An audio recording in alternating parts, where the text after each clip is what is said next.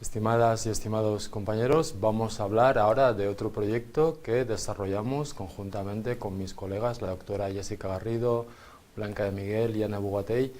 En este caso tuvimos la gran fortuna de trabajar desde el arte, desde un museo, desde una institución artística, concretamente el Centro de Cultura Contemporánea de Barcelona, que es una de las instituciones de mayor prestigio de Cataluña, y trabajamos con personas con demencia y Alzheimer. Nuestro objetivo fue el desarrollar una investigación desde mi grupo de investigación Salud Mental e Innovación Social, porque las personas que dirigían este proyecto desde el Centro Cultura Contemporánea, un proyecto que se llama CCCB Alzheimer, donde un día a la semana, concretamente los lunes, el museo se abre únicamente para personas con demencia de Alzheimer, sus familiares y los cuidadores, y desde el Centro de Cultura Contemporánea está muy interesados en conocer qué impacto tenía esta intervención de cara a la participación social y al bienestar de las personas con demencia, pero también para sus cuidadores y los familiares. Entonces, desde el grupo de investigación que tengo el placer de coordinar, donde no solo tenemos terapeutas ocupacionales, sino que estoy muy orgulloso de decir que es un grupo interdisciplinar, tenemos psiquiatras, psicólogos, educadores sociales, artistas y por supuesto terapeutas ocupacionales, y es un grupo de investigación que tenemos tanto universidades como centros de atención. Desarrollamos esta investigación.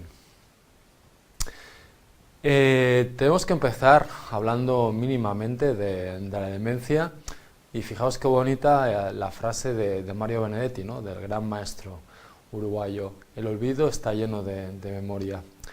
Fijaos bien que es de todos nosotros sabido cómo la demencia, sobre todo la demencia más prevalente, que es del tipo Alzheimer, afecta de forma brusca y contundente, grave, la calidad de vida y la participación social, y sobre todo provoca una exclusión ocupacional de las personas, una situación grave de privación ocupacional y de injusticia ocupacional. En 2015 las estadísticas ya nos hablaban de 46 millones de personas, pero hay una estadística terrible, que es cómo esta enfermedad, por las tendencias de envejecimiento de la población mundial y por el crecimiento de la población, cada 20 años se está doblando la población de personas con demencia y Alzheimer. Por eso es tan importante el repensar desde qué escenarios podemos dar la mejor calidad de salud, pero también de participación social a las personas.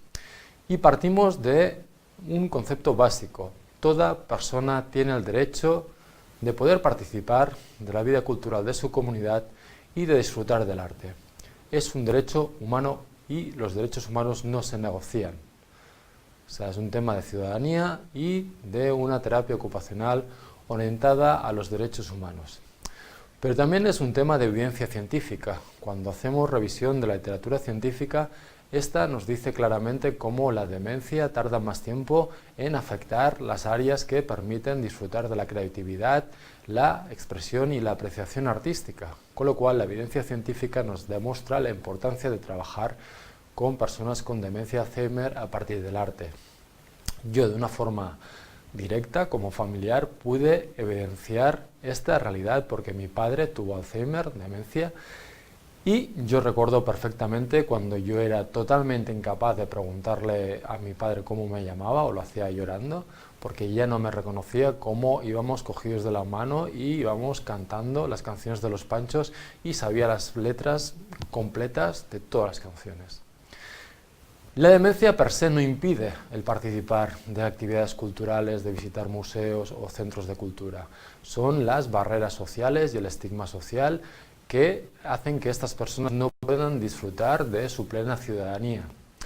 Y lo que está muy claro es que el arte y la cultura pueden mejorar la calidad de vida de las personas.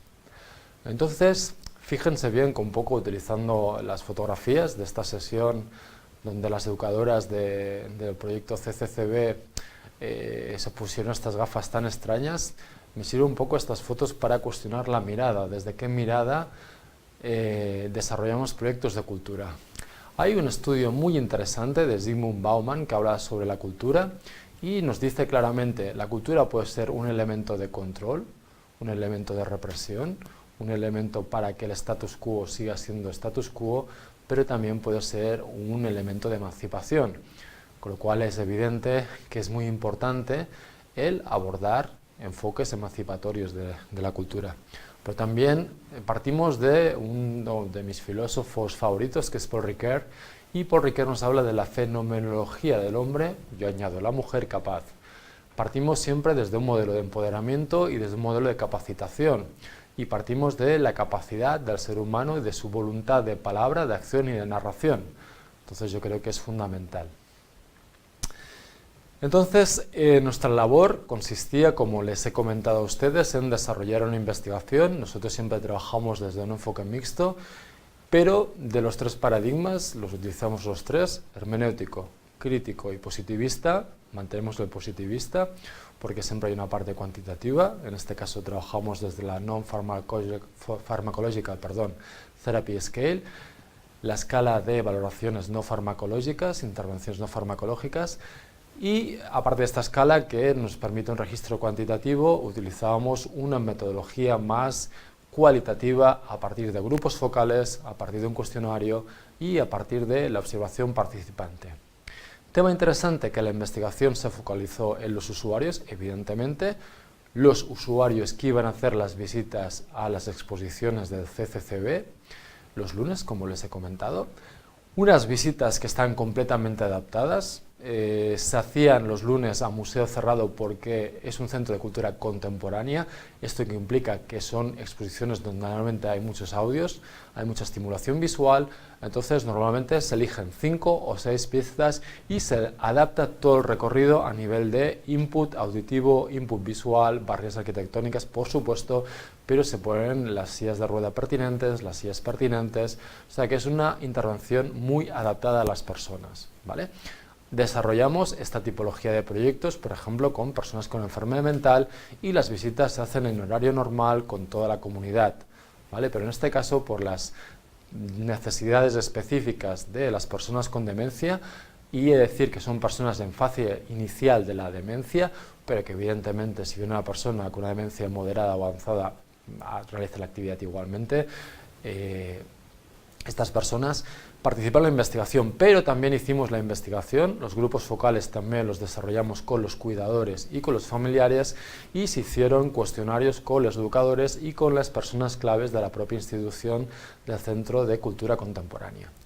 Como ven aquí, todas las sesiones, durante las mismas, 3 investigadores de la Universidad de Vic hicieron una observación participante para poder luego rellenar los ítems de la Non-Pharmacological Therapy Scale, pero también hicimos un diario de campo. Las sesiones eran registradas con vídeo porque así, después de tener el input de las notas, lo podíamos contrastar con los vídeos para ver si se nos había escapado algún elemento. Entonces, primero, a partir de esta escala, la Non-Pharmacological Therapy Scale, que mide la participación de los usuarios, el disfrute de la actividad, la relación con los otros a nivel positivo, y a nivel negativo mide 2 aspectos, que son el displacer y el rechazo. La escala puntúa del 0 a 3.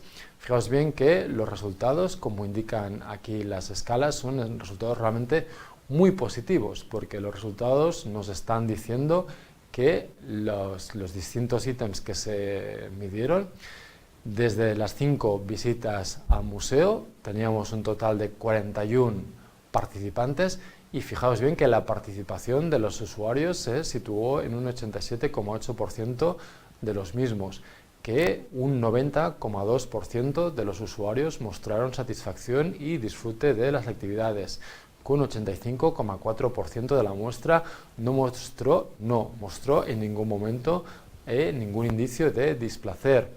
Y fijaros bien que únicamente de los 41, 2 usuarios mostraron de forma puntual en algún momento una situación de displacer, teniendo en cuenta que eran personas que en trastornos adaptativos importantes, pues debido a la relación con la enfermedad. Es un dato interesante a tener en cuenta, y fijaos bien que un 87,8% se relacionó con los compañeros, con los cuidadores, con los educadores. Un 4% de los usuarios no se pudieron registrar respuestas y no hubo ningún usuario que se agitara o mostrara un rechazo grave durante la actividad. Otro dato significativo teniendo en cuenta que fueran 41 las personas participantes. Entonces, desde la parte cuantitativa, desde la Non-Pharmacological Therapy Scale, podemos decir que hay una buena participación a nivel de los usuarios y que hay un disfrute de la actividad y de la misma, que estos resultados muestran una valoración positiva de la misma tanto a nivel emocional como social, por lo que se puede apuntar a que esta actividad ayuda a mejorar la calidad de vida y el bienestar de las personas participantes. Luego vemos que es muy interesante porque cuando entramos en la parte cualitativa y triangulamos estos resultados, vemos que hay una consonancia.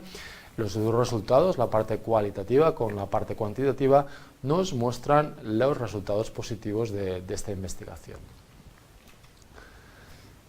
Como comenta esta diapositiva, para ver la realidad solo hace falta querer verla a través de otras perspectivas. Yo creo que es fundamental el apostar por perspectivas cualitativas desde el punto de vista de la persona y de los colectivos que están vivenciando los problemas a estudio. Entonces, la investigación cualitativa se deriva de un paradigma hermenéutico cuya finalidad es poder comprender los complejos fenómenos humanos y donde se prioriza la escucha de los participantes. Esto es muy interesante porque, como muy bien apuntan las investigaciones de Bert, las personas con demencia han mostrado su deseo de hablar en primera persona. ¿Vale? Y como dice Mosley, el 80% de las personas con demencia pueden responder a entrevistas. Fijaos bien cómo gran parte de la investigación con Alzheimer se les ha convertido en objetos que no sujetos de las investigaciones. Y se aplican diversas técnicas que no tienen en cuenta la palabra o no se le da la palabra a las personas. Entonces, nosotros utilizamos técnicas como el grupo focal, el diario de campo o los cuestionarios, en este caso con las educadoras. Y también hay un paradigma crítico que se trasciende de la investigación, es el deseo de mejorar la realidad social. Siempre hacemos una investigación que tenga un impacto real en vidas reales de personas en tiempo real. Yo creo que esto es fundamental porque en el tiempo que estamos viviendo, un tiempo realmente crítico, no nos podemos permitir especular con el conocimiento. Como dice Leonardo Boff, el sufrimiento más que la admiración hace pensar. Entonces, después de cada visita hacíamos focus groups con las personas con Alzheimer o demencia. Eran unos focus groups muy reducidos de 3-4 personas, donde sobre todo se priorizaba el bienestar de los participantes y se evitaba cualquier situación que pudiese generar cualquier tipo de malestar. Evidentemente, la participación era voluntaria tras los previos consentimientos informados por escrito. Y se hicieron focus groups con un total de 41 participantes que luego fueron transcritos y que luego fueron analizados siguiendo el programa informático que solamente ustedes conocen de Atlas-T, que es un equivalente a, por ejemplo, otros problemas como MaxQDA u otros softwares informáticos. Paralelamente se hacía durante las sesiones un diario de campo con 3 investigadores que se reforzaba con la visualización de el registro audiovisual de las sesiones y también se hicieron cuestionarios, en este caso con las educadoras que participan en el proyecto del Centro de Cultura Contemporánea de Barcelona. Entonces, cuando ya fuimos a analizar, cuando analizamos los focus groups que hicimos con los usuarios y con los cuidadores, nos salieron como 3 redes de códigos, 3 familias. Una red de códigos, la red de salud, la otra es la participación social y la tercera es el programa.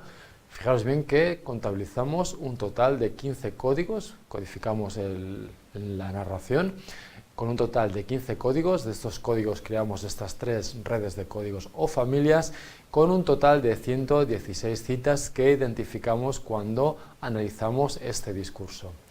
Incluso podemos ver el porcentaje de cada una de las citas, qué porcentaje sobre el total de citas suponía, ¿vale? Entonces, en la familia salud aparecían códigos como bienestar emocional, físico, cognitivo, evocación de recuerdo, disfrute de la novedad, conciencia de enfermedad, etcétera, etcétera. Lo mismo con el cuestionario con las educadoras. Salió en este caso 4 redes de códigos. Hay una red distinta, que es precisamente la red, el código que hace referencia a la propia labor de los educadores. Pero fijaros bien que las otras 3 redes de código son las mismas: salud, participación social y el programa. En total contabilizamos 15 códigos basados en 29 citas. En cambio, a nivel de los diarios de campo, surgieron 3 redes de códigos: salud, participación social y educadoras, partiendo de 15 códigos y de un total de 124 citas. Fijaos bien que si analizamos las redes de códigos del focus group, del cuestionario y de los diarios de campo, son redes compartidas, familias compartidas, salud y participación social. Tanto en el focus group como en el cuestionario nos salía la familia del programa, y tanto en los cuestionarios como el diario de campo salía la familia o la red de códigos de las educadoras. Con lo cual, fijaos bien cómo eran temáticas que se iban repitiendo en las distintas metodologías que íbamos utilizando. Entonces, yo ahora de una forma breve voy a compartir algunas de las narrativas de las propias personas que participaron en la investigación. En el material que les adjunto a esta presentación hay un artículo donde están todas estas, muchas de estas narrativas, está toda la explicación del proyecto y de la investigación, y luego tiene un informe a su disposición donde están todas estas narrativas de forma detallada. Y es un informe de 100 páginas, con lo cual aquí evidentemente solo les voy a plantear un pequeño extracto de las mismas. Es importante, cuando hicimos grupos de discusión con los usuarios y los cuidadores, salieron temas importantes como la salud, la conciencia de enfermedad. Las personas con Alzheimer son conscientes y afirmaban aspectos como: es bonito el estar aquí porque la memoria se te va al agua, pero en este momento disfrutas, ¿no? Son conscientes de que están perdiendo su memoria, y sobre todo estaba muy claro que este programa provoca bienestar emocional. No pensar en nada, solo en disfrutar del momento.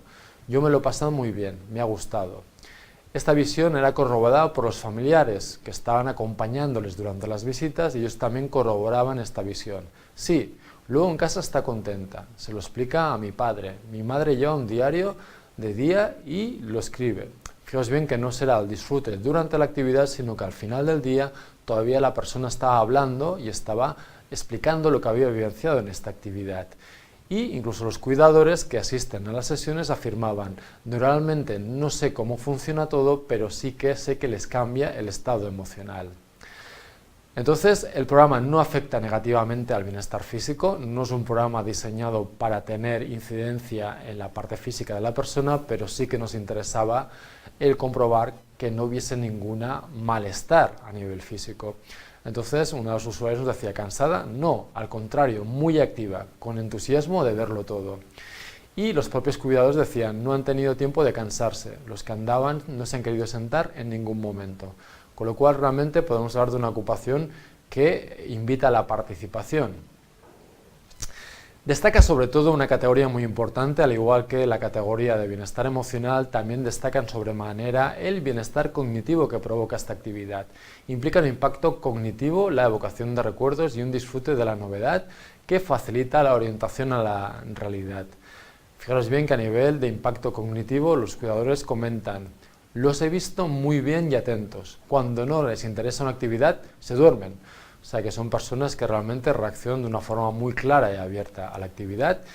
Un aspecto fundamental, muy importante, evidentemente, es la evocación de recuerdos. Me gustan los centros de cultura y los museos porque a mi marido le gustaba mucho, íbamos a estos sitios. Fijaos que hay muchas personas que tienen un rol de amante de la cultura o persona que va a museos y que por las fronteras y por las barreras que pone la sociedad pierden estos roles. Y como comentan los cuidadores, muchas veces tenemos en cuenta las historias de vida de las personas que han pintado, eran músicos, y es muy importante recobrar esta historia personal, ¿vale? Yo creo que las distintas fotografías que les voy a mostrar y después un pequeño vídeo documental que hemos creado reflejan muchos de estos matices. Si ustedes se fijan en las expresiones, en las miradas, las caras, yo creo que van trascendiendo estas narrativas. Un aspecto que nos sorprendió gratamente fue el disfrute de la novedad. Generalmente se asocia siempre la demencia, Alzheimer, a la reminiscencia y la vuelta al pasado. En cambio, fíjense ustedes, estamos en un centro de cultura contemporánea, viendo exposiciones. Una era discutía el futuro de la humanidad, otra discutía sobre África, era Africa Now, perdón, Making Africa, y podíamos pensar que una persona con Alzheimer podía situar estas exposiciones muy lejanas a su persona, tanto temporalmente, el futuro, como geográficamente, África. En cambio, querían saber lo que pasa en África y quieren saber cómo será ese futuro, porque es un futuro donde sus seres queridos sí que van a estar. Por ejemplo, una narrativa interesante, lo de esa chica de la pierna, las prótesis para correr, eso me ha gustado mucho. Los talentos que hay. Había mucha curiosidad, por ejemplo, por las novedades tecnológicas como unas prótesis de correr. La orientación a la realidad. Sí, últimamente solo existe por la guerra en África, aunque también existe Nelson Mandela. Fijaros bien el tipo de conversaciones que se generaban, por ejemplo, a partir de obras de arte que nos hablaban de África. Y como comentaban los propios familiares, mi madre normalmente le cuesta mucho ver las noticias y seguirlas, entenderlas. En cambio, con la exposición, un ejemplo concreto de cómo al llegar a casa esta señora, es la madre de esta familiar, comentaba cómo su madre empezó a hablar de África a partir de una obra que habían visto, que es una obra que luego ustedes verán, que es una silla hecha con fusiles y con armamento. Y cómo esa obra el rey la abocó en la cena y empezó a hablar de ella, y a partir de ahí empezó a hablar de la guerra en África. Fijaos bien cómo conectó con una realidad contemporánea a partir de una obra de arte, una persona que generalmente, viendo un telenoticias, no contacta. De la misma forma que vimos que el proyecto tiene un gran impacto a nivel de participación, bienestar emocional y cognitivo, también otro gran impacto es a nivel de la participación social. Ya vamos viendo cómo estos resultados se corroboran con lo que habíamos visto del Non-Pharmacological Therapy Scale. Entonces, fijaos bien cómo las personas partimos de una situación de aislamiento. Aquí estoy mucho mejor, espero que nos saquen más a menudo del centro. Fijaos la narrativa tan duro, espero que me saquen más a menudo. Para nosotros es una válvula de escape. Y como lo confirman los cuidadores, muchos de ellos son personas que viven solas, o alguno de ellos que se cierra la puerta el viernes y no la abren hasta el lunes, o es la primera vez que salen en 7 años. Fijaos bien, en casos graves de privación ocupacional brutal, 7 años sin poder salir de una vivienda que en este caso porque no estaba adaptada.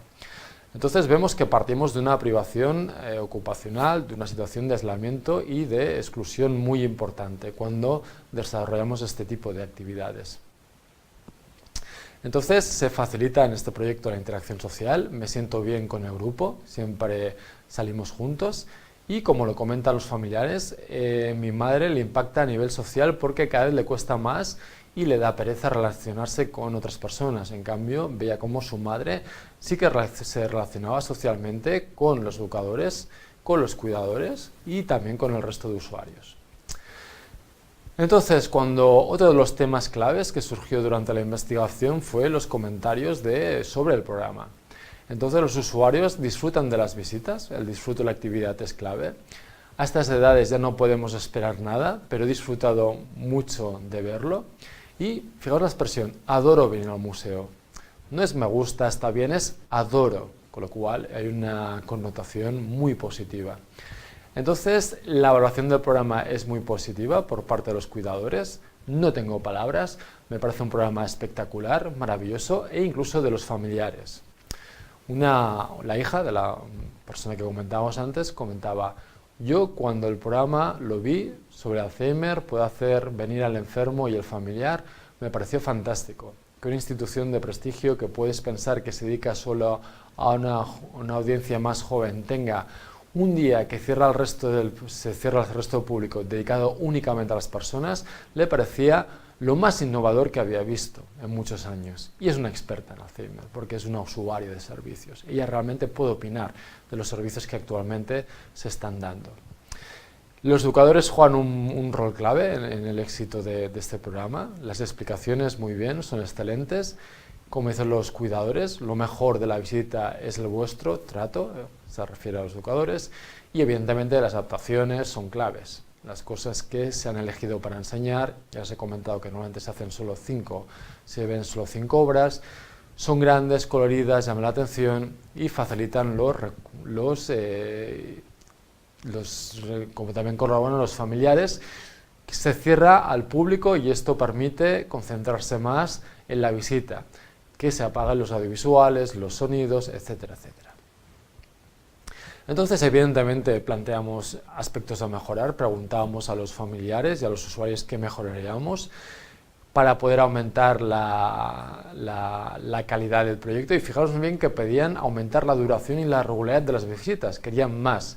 Se me ha hecho cortísima la visita.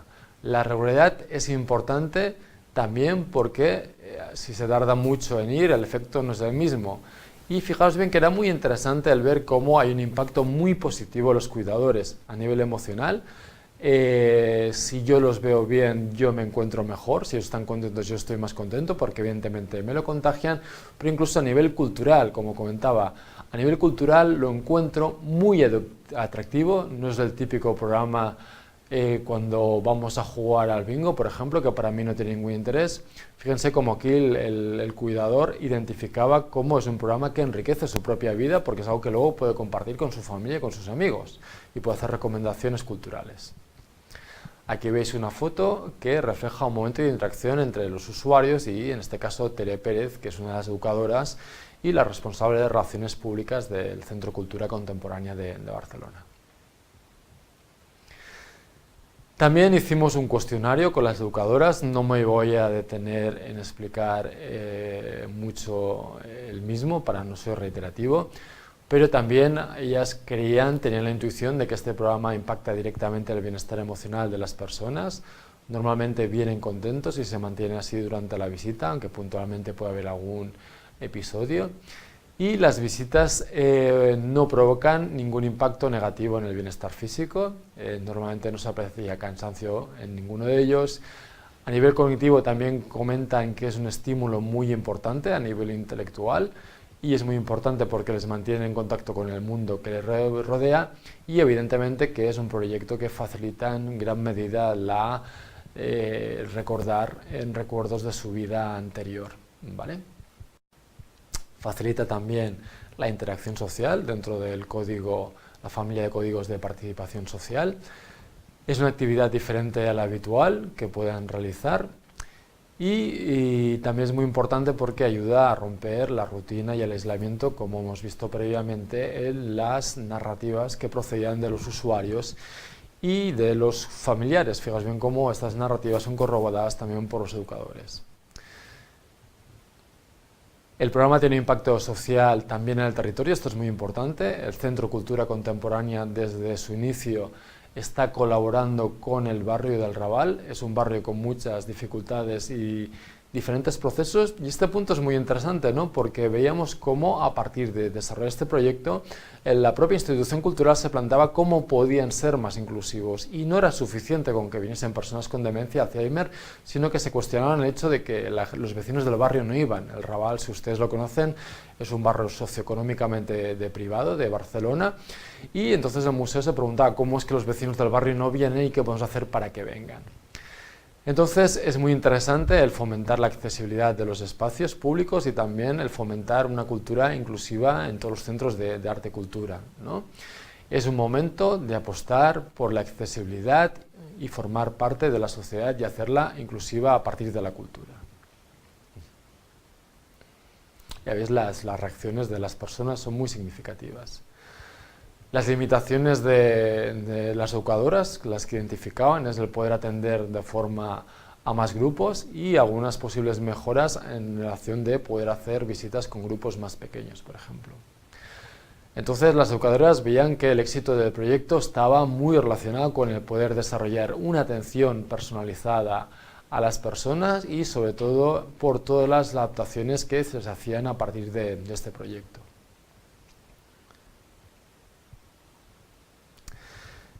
Estaban muy interesadas en ver el impacto que tenía el proyecto los usuarios, pero también reconocían de una forma clara que impactaba positivamente en las propias educadoras, en su propio bienestar. Te conecta con tus propios abuelos, con las limitaciones que podremos tener en el futuro, sientes que es real una oportunidad de ayudar a las otras personas, con lo cual se sentían realmente un proyecto que, como dice esta narrativa, para ellas es un proyecto muy reconfortante.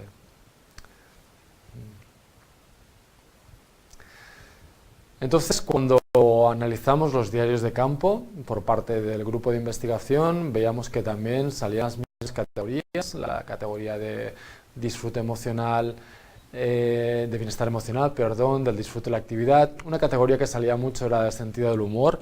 Por ejemplo, cuando vieron un vestido de África que era un vestido con poca ropa, comentaron, este es de verano, dice una señora riendo a carcajadas y señalando un vestido que parece una de ropa interior, porque realmente reían a carcajadas. Y cuando hablaban de una situación de que estaban hablando de unos columpios a partir de una obra de arte, una de las usuarias dijo, sí, vamos a los columpios, pero primero íbamos sin manos, luego sin dientes. Y todos empezaban a reírse, con lo cual era interesante el ver cómo ellos mismos generaban muchos momentos de complicidad y generaban humor ellos mismos. Era un tema muy interesante, que realmente estaban disfrutando la actividad. Todos sonríen al ver a los niños. Entonces, bueno, las sillas de ruedas son importantes durante las visitas, pero sobre todo veíamos cómo también aparecían en estos diarios la importancia que tiene este proyecto de cara a fomentar el bienestar cognitivo de las personas. Momentos de desorientación muy puntuales. Un usuario, al escuchar el nombre de su mujer, se muestra por momentos desorientados y pregunta si está su mujer. Trini está aquí al escuchar este nombre, pero fue una cosa muy puntual. Y los usuarios manifiestan tanto atención como orientación. Ante una obra que trata sobre la guerra, van asistiendo con la cabeza y se muestran realmente serios. Y es curioso porque viniendo de una obra que había así provocado la risa de todos y estaban como muy sonrientes, en cambio cuando empezaron a hablar de esta obra que hablaba de la guerra, cómo automáticamente conectaron y se orientaron perfectamente a la realidad que estaban visionando. Entonces la visita provoca su atención y su interés y sobre todo evocaba recuerdos. Se les enternece el semblante, parece que unen la obra de los bebés con el recuerdo de sus hijos o de sus nietos y se acercan al máximo para observarlos y empiezan a hablar de sus propios hijos, a partir de una obra que había como unos bebés. Fijaos bien la reacción que hubo. Precisamente esta fotografía aquí no se ve muy bien, pero dentro de estas urnas había como estos bebés.